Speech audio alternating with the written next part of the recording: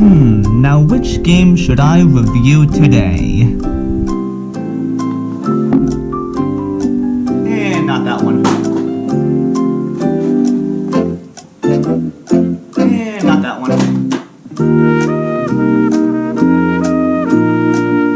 Not that one.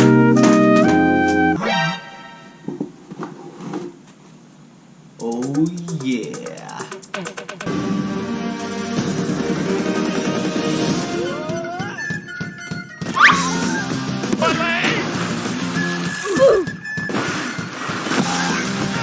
Oh no! Oh! Leroy! Oh, right! Hit me down, rock! Oh, I missed. Bye! Have a beautiful time!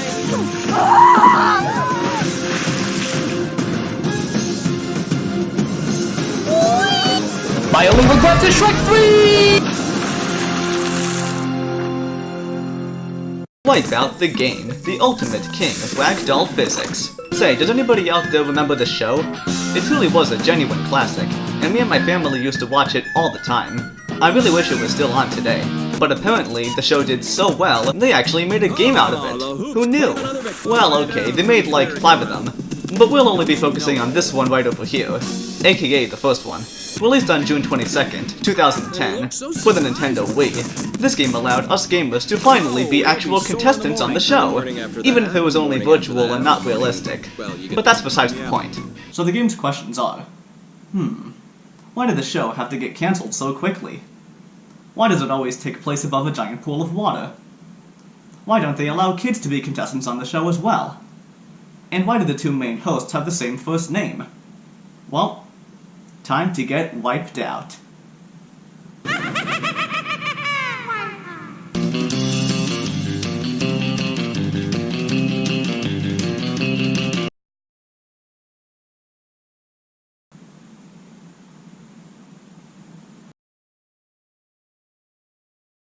Okay, I'm officially freaked out right now. In this game, you have the option to choose from 23 different characters, with each character having 4 different categories.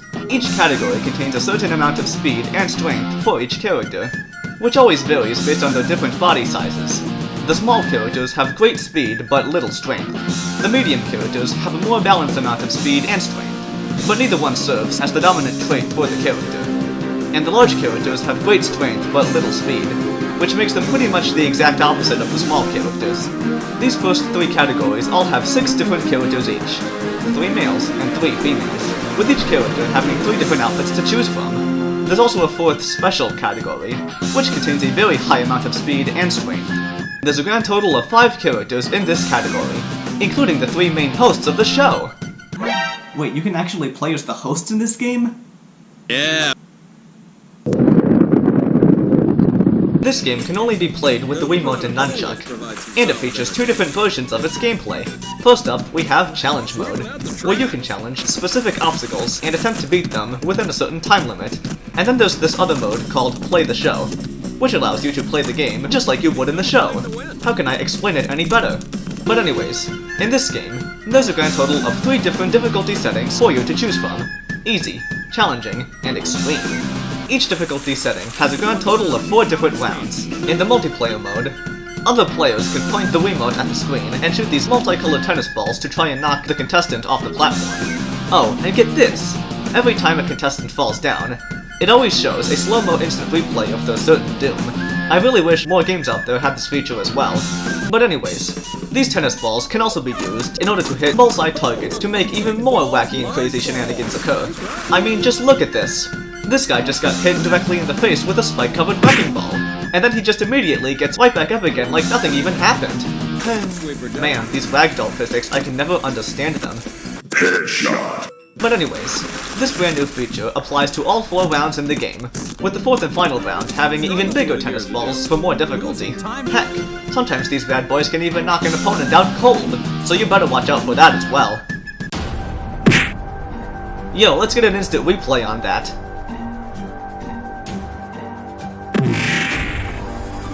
Now that's what I like to see. Wait, multicolored tennis balls? I don't remember those ever being in the show. In round 1, there are 5 obstacles. All unique and challenging, not to mention hilarious and amusing. Oh, I bet.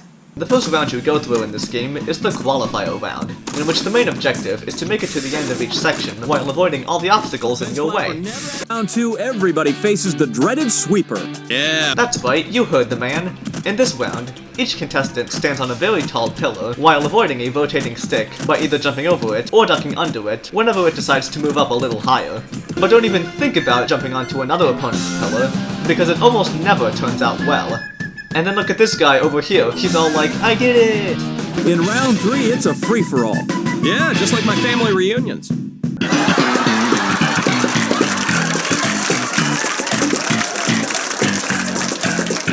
The third round in the game, which is apparently a free-for-all, has a grand total of 3 different versions to it, with each version applying to each level of difficulty. In the easy mode, this round features you and your opponents spinning around this rotating platform called the Dizzy Dummy, and then trying to go across either the tipsy tables or a giant spinning platform, depending on whoever's turn it is. The challenging mode features the contestants participating in the unclaimed baggage, and the extreme mode features them in the double crosser. The wait is over. We've finally reached the Wipeout zone. And a big bag of cash awaits the winner. Wait, did you say cash? How come Wario never signed up for this?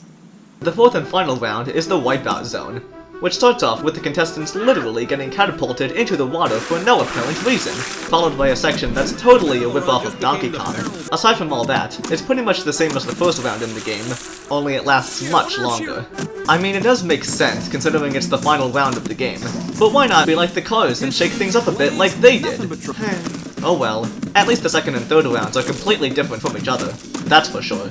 But anyways, every time you clear all 4 main rounds, you unlock some new characters and outfits. It's a beautiful thing, isn't it? Now believe it or not, this game is actually very different from the show.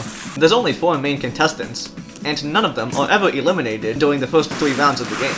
This game also features some commentary from John Henson, John Anderson, and Jill Wagner, who are all featured as unlockable playable characters, as mentioned previously. Yes, Anderson and Henson are both named John. There's originality for you. Huh, I guess that explains why and how certain movies are completely different from the books. Or maybe it's just a personal preference. I don't know. So let's get started and see who will be the last man standing. Which John are you talking to? I'm John. I'm also John. We're the Strong Johns. Strong Johns, you have to buy Strong Johns. Strong Johns, you have to buy Strong Johns. And now for the flaws. Let's get to them before I get knocked over by a tennis ball. I guess I spoke too soon. The first flaw that I have with this game is the overabundance of numerous glitches everywhere. I mean seriously, this game came out like not even a decade ago.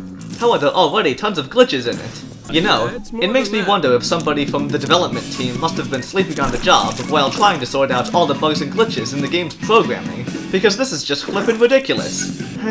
Oh well, no video game is perfect, I guess. The second flaw with the game is the inaccessibility of the challenging and extreme modes when you play the game for the very first time. Okay, why in the gaming world would you do this to us? What if somebody doesn't want to start the game on easy mode? What if they want to start off with the hardest difficulty first, simply because they feel like it? I mean, come on, you gotta at least give people a choice of difficulty here, especially when it comes to games like this. But nope, the development team was probably all like, No, I don't really feel like it. So, after all that being said, does this game live up to the ultimate hype of the show? Almost. You see, here's the thing. I do think it was a pretty good idea to make a game based on such a worldwide phenomenon, but in my personal opinion, the controls are a little stiff, and they somehow made the game a little too challenging. Like seriously, this should be a fun and easy game, especially on easy mode. But instead, it's all about trial and error, so you'll most likely wipe out at least 10 times on almost every obstacle in the game before you figure everything out. So yeah, I hate to say it guys, but I give Wipeout the game a painstaking 59 out of 100 Mario hats. Now don't get me wrong, it was a pretty good concept, and hey, the characters in this game were voiced by the people who animated them, but the graphics in this game aren't really the best. Plus, the controls are pretty terrible, and it can get kinda boring very quickly. Oh well, maybe all the other Wipeout games I mentioned earlier are better than this one. Who knows? Only time will tell, I guess. Here's hoping the show will get an actually good reboot in the near future. Or, as John Henson says, Bad for them, good for us. wait, what's that supposed to mean? Okay guys, so next time we meet, we'll be taking a look at Namco Museum DS for, of course, the Nintendo DS. Obviously. So, you guys ready for a blast from the past? Nope. Well, you better be, because this game's got all the classics, all jam-packed into one big fat gaming compilation. So stay tuned for that. Oh, and remember, gaming is not a crime. Until then, and stay awesome sauce.